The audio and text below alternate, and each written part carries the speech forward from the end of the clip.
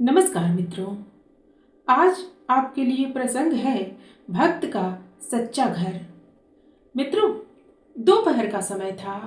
तेज धूप और उमस से भरा दिन। मैं अपने जरूरी काम से बैंक गया था। अंदर लोगों की भीड़ लगी थी। हर कोई अपनी बारी का इंतजार कर रहा था। इसी भीड़ में मैंने एक बुजुर्ग व्यक्ति को देखा। सफेद बाल, झुर्रियों से भरा चेहरा, पर आंखों में अजीब सी शांति। वह अपनी फाइल और पासबुक लेकर बार बार इधर उधर देख रहे थे, जैसे किसी की मदद की तलाश में हो। मैंने सोचा शायद उन्हें पेन चाहिए होगा।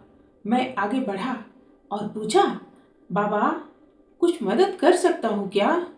उन्होंने हल्की मुस्कान के साथ कहा, बेटा, बीमारी के कारण हाथ कांपते हैं। पैसे निकालने की स्लिप भरनी है, पर लिख नहीं पा रहा। देख रहा था कोई मदद कर दे तो अच्छा होगा। मैंने तुरंत कहा, अगर आप अनुमति दे तो मैं स्लिप भर दूं। उन्होंने सिर हिलाकर हामी भरी। मैंने ध्यान से उनकी जानकारी लेकर स्लिप भर दी और उन्हें सौंप दी। थोड़ी देर बाद जब पैसे मिले तो उन्होंने कहा, बेटा, जरा गिन तो ले। आंखें भी अब पहले जैसी नहीं रही। मैंने पैसे गिनकर उन्हें थमा दिए। उन्होंने स्नेह से कहा, तुम्हारे हाथों में जैसे भगवान ने ईमानदारी डाल रखी हो। बैंक का काम पूरा हुआ तो हम दोनों साथ बाहर निकले। बुजुर्ग बोले, एक छोटी सी मदद और कर दोगे बेटा? जरा कोई रिक्शा बुला दो। इस दोपहर में मिलना मुश्किल होता है। मैं बोला, बाबा, मैं भी उसी दिशा में जा रहा हूँ। आइए आपको अपनी कार से छोड़ देता हूँ। पहले उन्होंने संकोच किया, फिर मुस्कुराकर बोले, लगता है आज भगवान तुम्हारे रूप में आए हैं। थोड़ी ही देर में हम एक सुंदर इलाके में पहुंचे। ऊंची दीवारें, साफ सड़कें और हरियाली से भरा बड़ा बंगला। उनका घर किसी मंदिर जैसा लग रहा था। मैंने मन ही मन सोचा, भला ये तो किसी बड़े आदमी का घर है। दरवाजे पर उनकी वृद्ध पत्नी खड़ी थी। मुझे उनके साथ देखकर वह घबरा गई।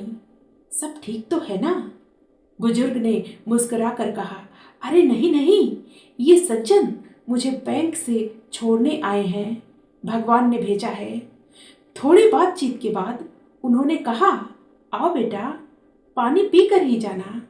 मैंने मना किया, पर उनका आग्रह सच्चा था, इसलिए रुक गया।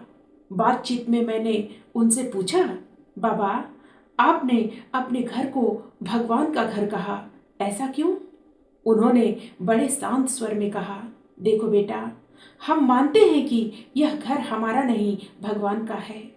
हम तो बस उनके मेहमान हैं, इसलिए हम यहाँ कोई नकारात्मक काम नहीं करते, कोई झूठ, छल या बुरा विचार नहीं लाते। जब घर भगवान का हो तो मन अपने आप पवित्र रहता है। फिर हंसकर बोले, लोग कहते हैं कि मृत्यु के बाद भगवान के घर जाएंगे। हम तो जीते जी ही भगवान के घर में रहते हैं। उनके इस वाक्य ने मेरे भीतर कुछ गहराई तक हिला दिया, जैसे किसी ने आत्मा पर हल्का सा स्पर्श किया हो।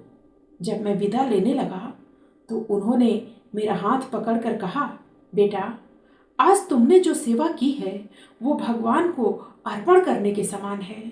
जब किसी की मदद बिना स्वार्थ के की जाती है तो वह कर्म सीधे ईश्वर तक पहुंचता है। मैंने कार स्टार्ट की, पर मन में अजीब सा सुकून था। रास्ते भर वही विचार घूमता रहा, घर भगवान का और हम उनके घर में रहते हैं। विचार जितना सरल उतना ही गहरा। अगर हर कोई यह सोच ले कि उनका घर भगवान का है तो न कोई झगड़ा रहेगा, न स्वार्थ, बस श्रद्धा, प्रेम और सच्चाई का वास होगा। और तब सच में हर घर भक्त का सच्चा घर बन जाएगा। मित्रों, इस कहानी से हमको यह शिक्षा मिलती है कि जब हम अपने घर को भगवान का घर मानते हैं तो हमारे विचार और कर्म अपने आप पवित्र हो जाते हैं। दूसरों की निस्वार्थ मदद करना ईश्वर की सेवा के समान है। जीवन में सच्चा सुख धन या वैभव से नहीं बल्कि अच्छे विचारों और सच्चे कर्मों से मिलता है। अगर हर व्यक्ति यह सोच ले कि उसका घर भगवान का है तो संसार में प्रेम, शांति और सद्भावना फैल जाएगी। सच्ची भक्ति मंदिर में नहीं बल्कि हमारे आचरण और व्यवहार में दिखाई देती है। फिर मिलते हैं अगली प्रस्तुति में नए प्रसंग के साथ। जय श्री राम।